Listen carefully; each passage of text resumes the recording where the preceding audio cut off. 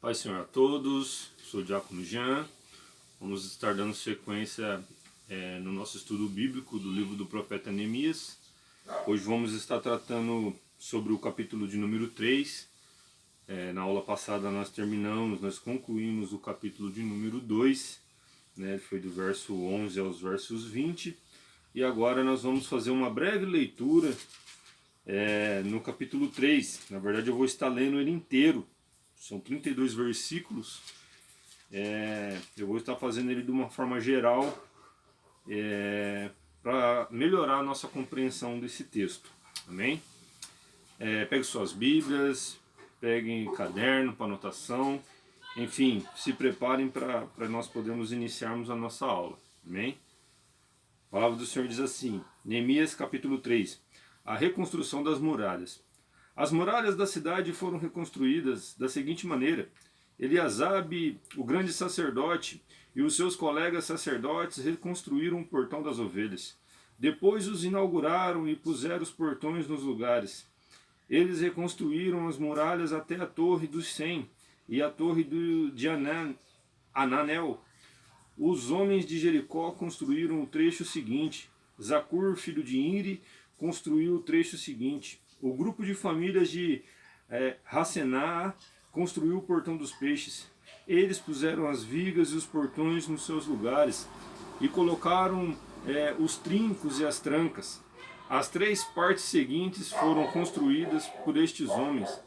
A primeira por Merimote, filho de Urias e neto de Acós. A segunda por Mesulam, filho de Berequias e neto de Mesesabel. E a terceira por Zadok, filho de Baana.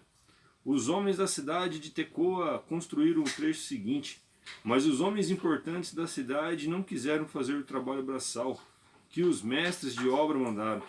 Joiada, filho de Pazéia, e Mesulam, filho de Besodias, reconstruíram os portões velhos.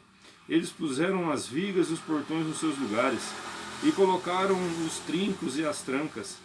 Melatias de Gibeão, Jadom de Merenote e os homens da cidade de Gibeão e de Mispa construíram o trecho seguinte, chegando até a casa do governador da província do Eufrates Oeste. Uziel, filho de Ararias, que era ourives, construiu o trecho seguinte. Ananias, que era perfumista, construiu o trecho seguinte até a muralha larga. Refaías, filho de Hur, governador da metade do distrito de Jerusalém, construiu o trecho seguinte. Gedaías, filho de Haramaf, construiu os trechos seguintes perto da casa. Atus, filho de Razabenéias, construiu o trecho seguinte. Malquias, filho de Arim, e Hassub, filho de Paate, Moabe, construíram o trecho seguinte e a torre dos fornos. Salum, filho de Haloés, governador da outra metade de Jerusalém, construiu o trecho seguinte. As suas filhas o ajudaram no trabalho. Hanaum e os moradores de Zanoa reconstruíram o portão do vale. Eles puseram os portões no lugar, colocaram os trincos e as trancas e consertaram 500 metros de muralha até o portão do lixo. Malquias, filho de Recabe, governador do distrito de Bet-Haquenem, reconstruiu o portão do lixo. Ele pôs os portões no lugar e colocou os trincos e as trancas. Salum, filho de Col-Rosé, governador do distrito de Mispa, reconstruiu o portão da fonte. Ele fez uma cobertura, pôs os portões no lugar e colocou os trincos e as trancas na represa de Sela, ao lado do jardim do rei Salum. Construiu a muralha até as escadas que descem da cidade de Davi. Neemias, filho de Hasbuque, governador de metade do distrito de Bet-Zur, construiu o trecho seguinte até a sepultura de Davi, até a represa e até as barracas dos soldados. Os levitas também ajudaram a reconstruir muralhas. Segue a lista deles. Reum, filho de Bani, construiu o trecho seguinte. Razabias, governador de metade do distrito de Keila, construiu o trecho seguinte. Bavai, filho de Renadade, governador da outra metade do distrito de Keila, construiu o trecho seguinte. Ezer, filho de Jesua, governador de Mispa, construiu o trecho seguinte, em frente do depósito de armas, até o lugar onde a muralha faz esquina. Baruque, filho de Zabaia, construiu o trecho seguinte, desde a esquina da muralha até a porta da casa de Elisabe, o grande sacerdote. Merimote, filho de Urias e neto de Acós, construiu o trecho seguinte, desde a porta da casa de Elisabe até o fim da casa. Os sacerdotes também ajudaram a reconstruir as muralhas, segue a lista deles. Os sacerdotes que moravam em redor de Jerusalém construíram o trecho seguinte. Benjamim e Hassub construíram o trecho seguinte, em frente das suas casas. Azarias, filho de Mazéias e neto de Ananias, construiu o trecho seguinte, em frente de sua casa. Biniui, filho de Henadade, construiu o trecho seguinte, desde a casa de Azarias até a esquina da muralha. Palaal, filho de Uzai, construiu o trecho seguinte, começando da esquina da torre do palácio de cima, perto do pátio da guarda. Pedaías, filho de Parós, construiu o trecho seguinte até um lugar do leste, perto do portão das águas e da torre, que guarda o templo. Isso ficava perto daquela parte da cidade chamada Ofel, onde moravam os homens e trabalhavam no templo. Os outros homens da cidade de Tecoa construíram o trecho seguinte, que era o seu segundo trecho, desde um ponto no lado contrário à grande torre, que guarda o templo, até a muralha, perto de Ofel. Um grupo de sacerdotes construiu o trecho seguinte, saindo no portão dos cavalos e continuando para o norte. Cada um deles construiu uma frente de sua própria casa. Zadok, filho de Imer, construiu o trecho seguinte em frente da sua casa. Semaías, filho de Secanias, que era o guarda do portão leste, construiu o trecho seguinte. Ananias, filho de Sedemeias, e Hanaum, o sexto filho de Zalaf, construíram o trecho seguinte. Esse foi o segundo trecho que eles construíram. Mesulam, filho de Berequias, construiu o trecho seguinte em frente da sua casa. E um ourives chamado Malquias construiu o trecho seguinte até uma casa usada pelos trabalhadores do templo e pelos comerciantes. Essa casa estava ao lado do portão da guarda, perto da sala que ficava no alto da esquina nordeste da muralha. Os ourives e os comerciantes construíram o último trecho da sala da esquina até o portão das ovelhas. Amém? Glória a Deus. Foi um pouco comprida a nossa leitura, né? Eu sempre divido mais ou menos em duas partes cada capítulo, porém eu achei de grande valia já fazer esse estudo bíblico com uma aula só, devido à importância desse texto. A gente olhando assim parece ser difícil e complicado de compreender, mas esse texto ele tem uma finalidade importantíssima para a continuidade do livro do profeta Neemias. Esse texto é um texto rico, cheio de estratégias para que a gente possa vencer o dia mal, cheio de estratégias para que a gente possa conseguir vencer as adversidades, aquelas situações que parecem ser insolúveis, aquelas circunstâncias que parecem não ter mais fim, né? Então Neemias ele nos mostra algumas estratégias que ele usou para que ele pudesse conseguir a vitória em prol do nome de Deus, né? Nós vemos aqui a forma que ele conseguiu, né, construir os muros.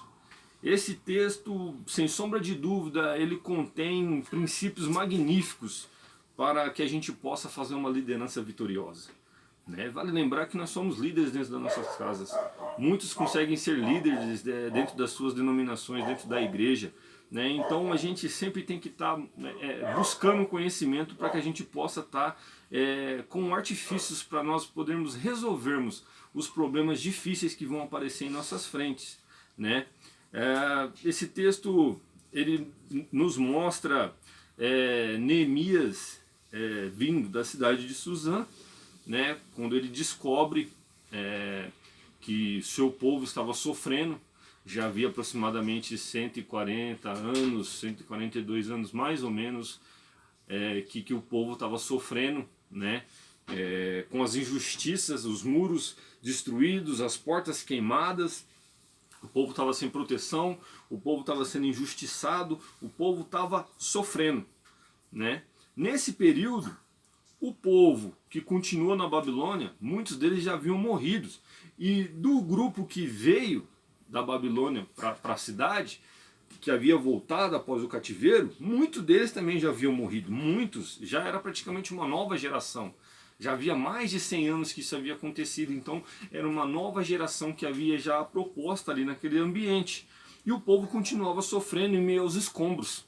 Imagina, irmãos, mais de 100 anos passando por uma circunstância difícil, sofrimento, talvez vendo o seu pai, a sua mãe, seus entes queridos morrendo em meio aos escombros, em meio à miséria, em meio à injustiça e não poder fazer nada. Né? Então é uma situação muito difícil, é uma situação insolúvel, é um desânimo, é um abatimento muito grande. Né? Então Neemias é o homem cujo escolhido por Deus é o homem que se coloca no meio da brecha. Isso nos mostra que nós, dentro da nossa casa, nós como os líderes da nossa casa, nós temos que nos colocar na brecha. Nós temos que fazer a nossa parte. A nossa parte é orar, clamar ao Senhor e se colocar na brecha. É orar e pôr a oração em prática, fazer a ação.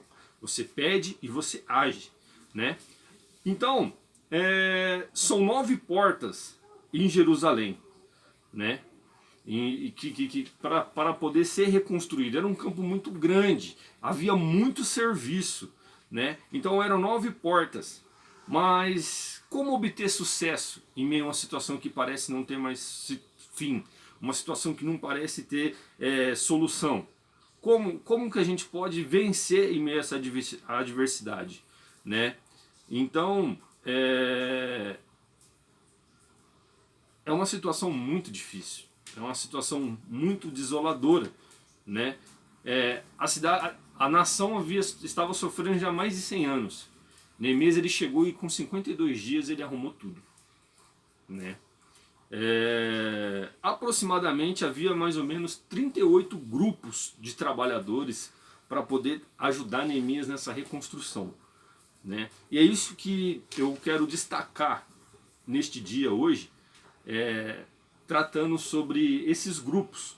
Né? Eu queria falar sobre 4 pontos importantes para se obter uma vitória em meio ao caos.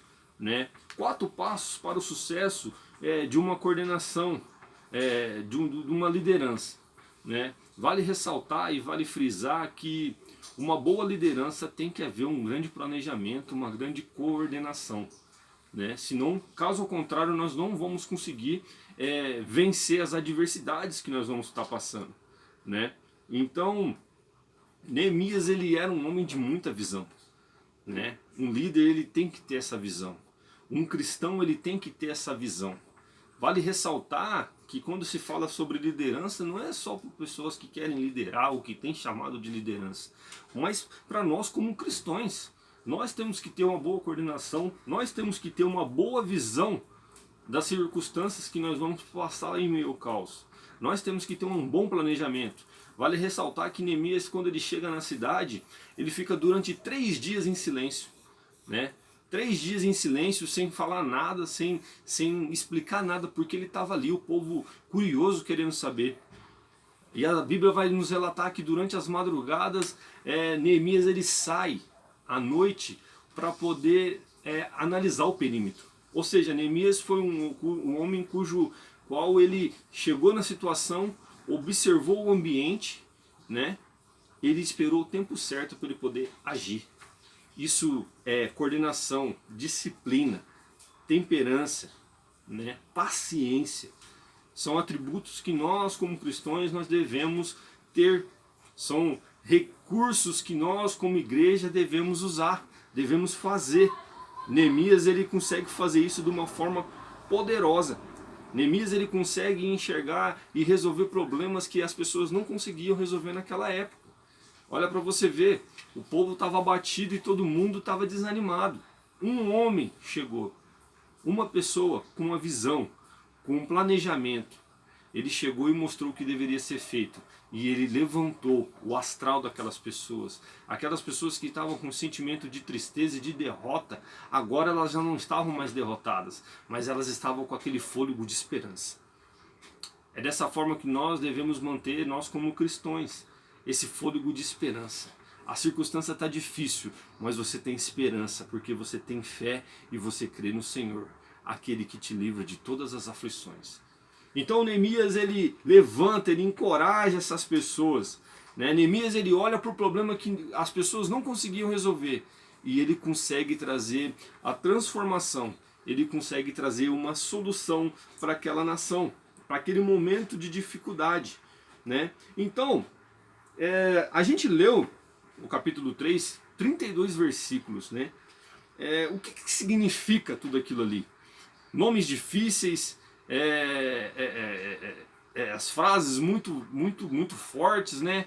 A gente às vezes, eu fiz a leitura aqui na Bíblia NTLH, né? Uma Bíblia que eu gosto de usar para poder fazer um estudo bíblico, para poder ter uma compreensão melhor do texto.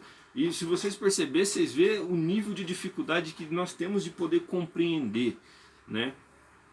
Neemias, ele faz divisões no grupo dele. Eu falei que eram 38 grupos de trabalhadores, né? Esses 38 grupos, irmãos, era constituído por diversas pessoas, homens, mulheres, sacerdotes, ministros, pessoas envolvidas na parte política,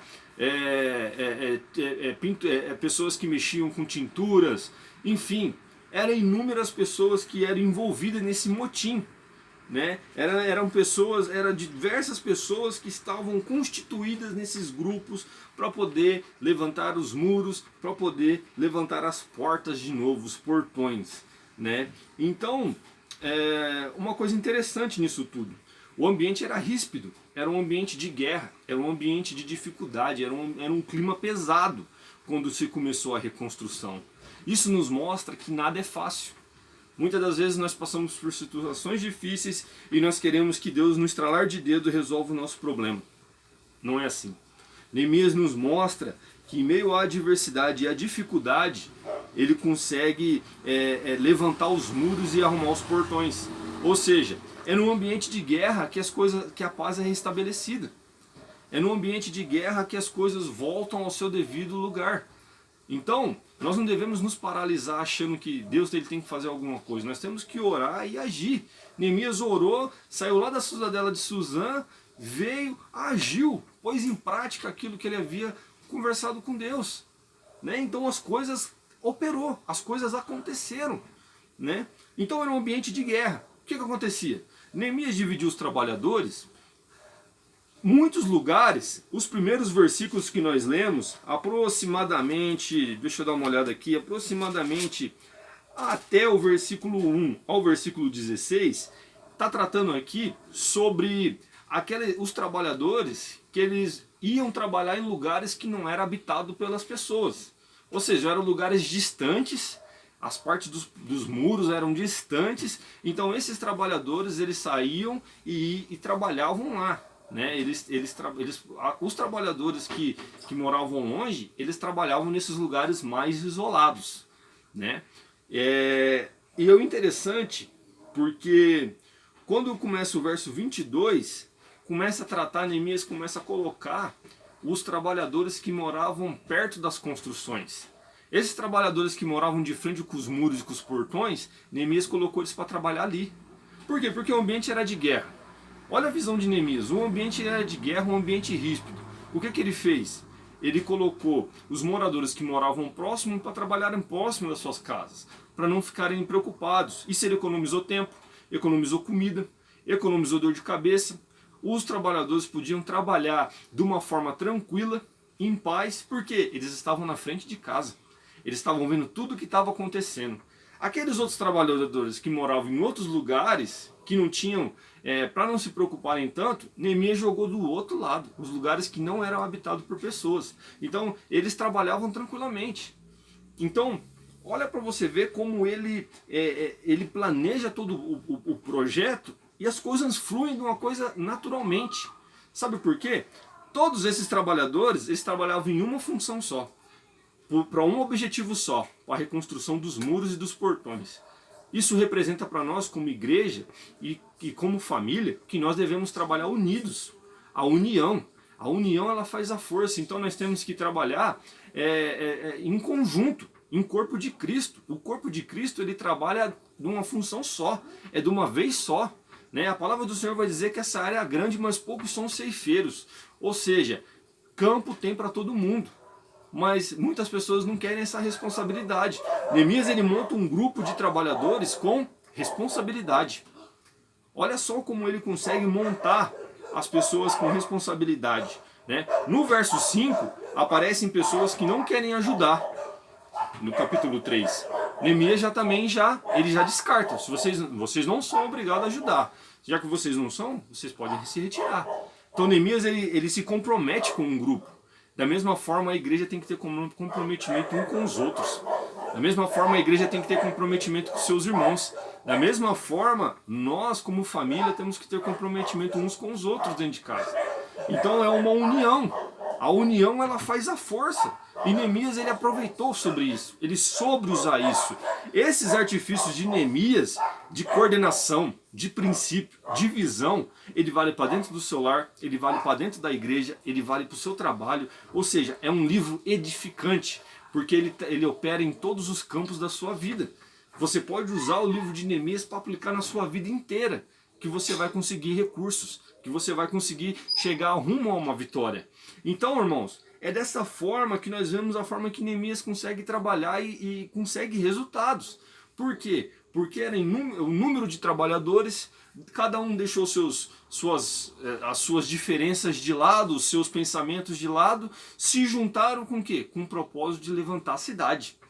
É dessa mesma forma, nós não devemos olhar para o nosso irmão olhando com um olhar crítico, mas nós temos que olhar com o nosso irmão com amor. Por quê? Porque é dessa forma que o corpo trabalha. É dessa forma que a igreja avança. Se eu olhar com um olhar crítico, daqui a pouco eu ponho só defeito no meu irmão e o corpo de Cristo não anda. E aí o que vai acontecer? É divisão dentro da igreja. É divisão dentro do lar. Então, o corpo de Cristo, ele tem que andar num sentido só. Pessoas unidas. A situação era difícil, mas eles não olharam para a dificuldade. Eles olharam para a grandeza de Deus. Nós não devemos olhar para a dificuldade. Nós não devemos olhar para o tamanho do nosso problema. Nós temos que olhar para a grandeza do nosso Deus. Ele opera maravilhas, ele quebra as fortalezas inimigas. Então, Neemias sabia. Neemias sabia que independente de qualquer situação, nada poderia parar ele. Porque ele estava do lado do Deus Altíssimo. Então, irmãos, essa é a mensagem que eu queria trazer para vocês. Foi uma mensagem mais curta, só que a palavra foi mais longa, porque nós lemos, enfim, o capítulo 3 inteiro, porém, para a gente poder compreender que Neemias ele faz essa divisória. Eram inúmeras pessoas trabalhando, havia levitas, sacerdotes, havia os escribas, havia juízes, havia pessoas envolvidas ali na parte política. Foram inúmeros trabalhadores, foram inúmeras pessoas que deixaram as suas diferenças de lado e deixaram as suas partes políticas de lado para poder se juntar ao corpo de Cristo, né? Por mais que eles eles poderiam ter as ideias diferentes, eles se uniram em prol de uma ideia só, porque eles sabiam que Neemias estava em nome do Senhor Jesus, em nome do nosso Deus. Então, dessa mesma forma, nós também temos que agir, né? Essa mensagem nós aplicamos para a igreja, para a nossa vida particular, para a nossa família. Nós temos que andar em conjunto, em uma função só, buscar e clamar o nome do Senhor, nosso Senhor Jesus Cristo. Exaltar o nome do Deus Todo-Poderoso. É dessa maneira que nós devemos agir. É dessa maneira que nós devemos fazer a nossa parte. Nós temos que fazer a nossa parte. A nossa parte é trabalhar em função de buscar a glória de Deus. Amém? Deus abençoe todos. Este foi mais um episódio aí da nossa série de estudos do livro do profeta Neemias. Qualquer dúvida, deixe algum comentário, escreva nos comentários, curte, compartilha, se inscreva no canal se você não é inscrito também. Amém? E o nome de Deus vai ser propagado cada vez mais forte, no nome santo do Senhor Jesus Cristo. Deus abençoe a todos.